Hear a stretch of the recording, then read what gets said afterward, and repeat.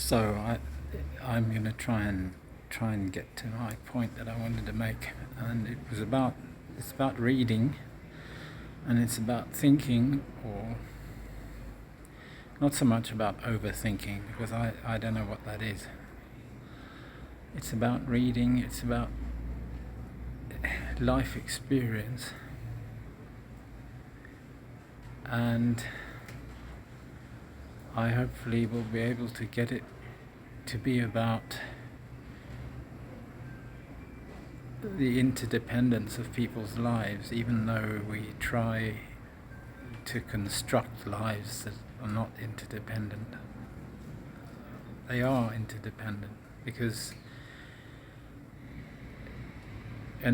economics and economic life, which just about everyone I know has.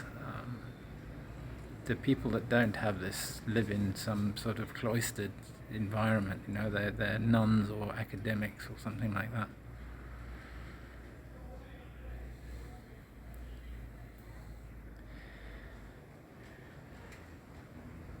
Everyone else has some kind of economic life, and it really is important. The nuts and bolts of being a millionaire or whatever really don't mean much. What I mean by an economic life is a life that allows you to live, not a life that allows you to sell some GIFs or something for $6 million.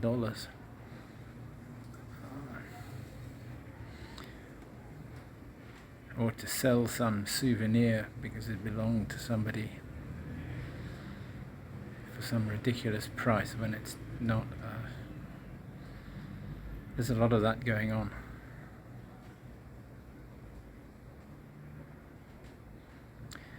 So it's to do with me getting back to England after 9 months abroad in India, Pakistan,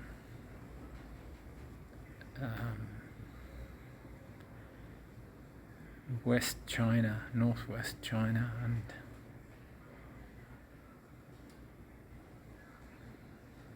and South China, Hong Kong.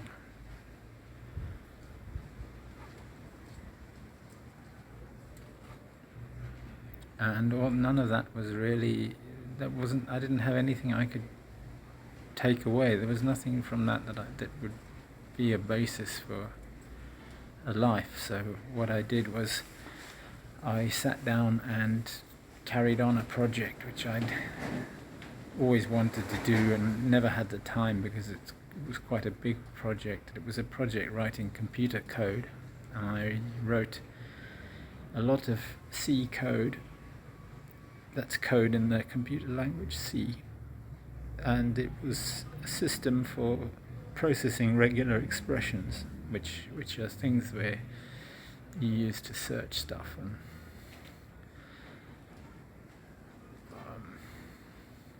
and it was pretty routine.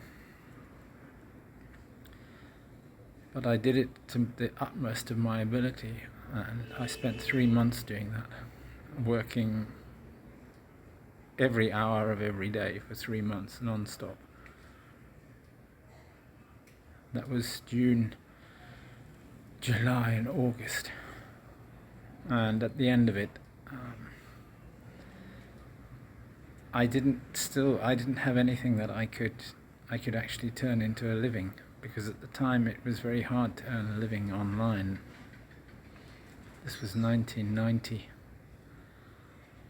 And despite the internet being pretty much almost there,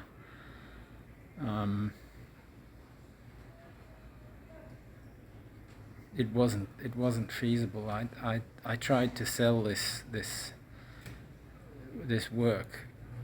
I tried to market it through a company in Devon called Grey Matter, and they used to sell software for programmers.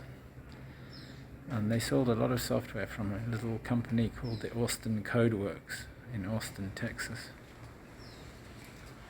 And I wanted them to try and sell my library as part of their, because they didn't have a library that did that. And I phoned them up and I talked to someone there, and it was just, no, we're not really interested, sorry. And that really was the only other outlet I could think of. The only other way to sell this work would have been to run my own advertising, and I didn't have any money.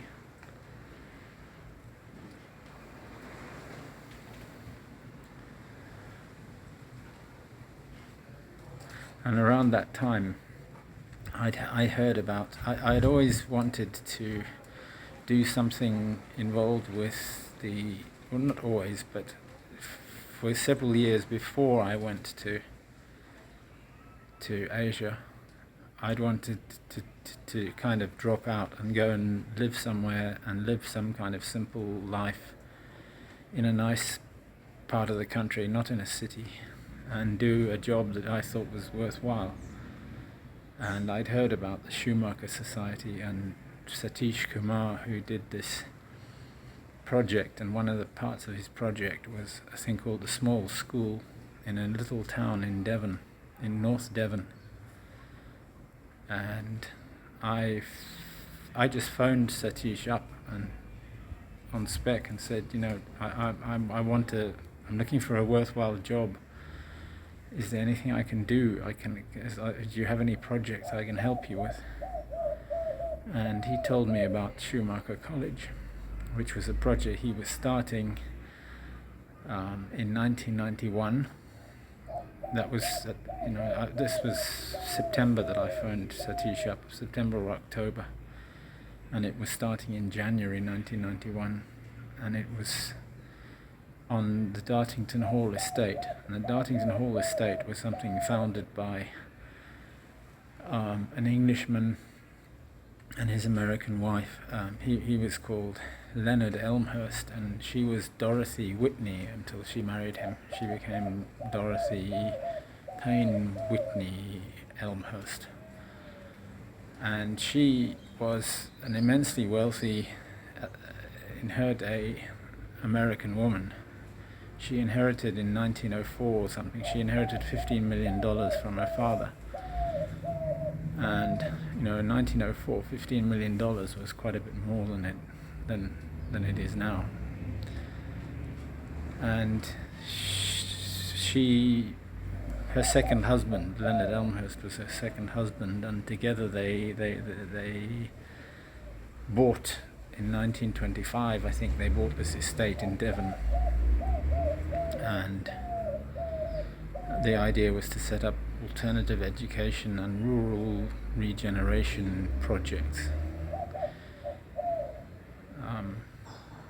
And this trust still exists.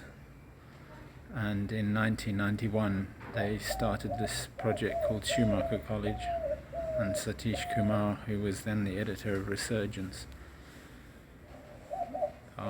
set up this college.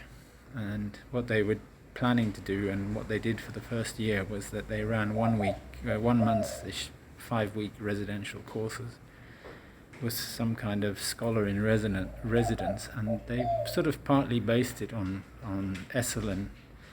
They had a lot of contacts with a lot of people from California and from places like Findhorn in Scotland and other alternative communities around the world, and it was constructed quite well. And Satish said, "Oh, why don't you come along to the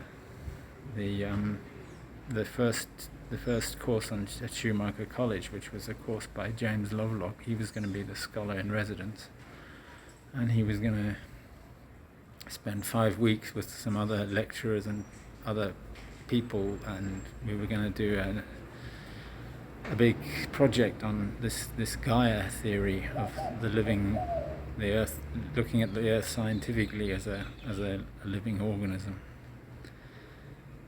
And I thought that was quite interesting, and I had a copy of Lovelock's book already. And so I said to Satish, "Well, that sounds good, but I can't afford the fee." The fee was something really expensive. It was expensive. It was over £1,000, I think. And he said, well, we've got bursaries. Why don't you apply for a bursary? So I thought, okay, well, I better read the book. And I'd also been reading Gregory Bateson's book, Mind and Nature. And so I spent a few days reading Lovelock's book again. Lovelock's book's not very big. It's quite a modest little book. It's published as a Penguin paperback. His first book, called Gaia, A Theory of Life on Earth, I think. And I read that not just once. I read it quite closely, and I read Gregory Bateson's Mind and Nature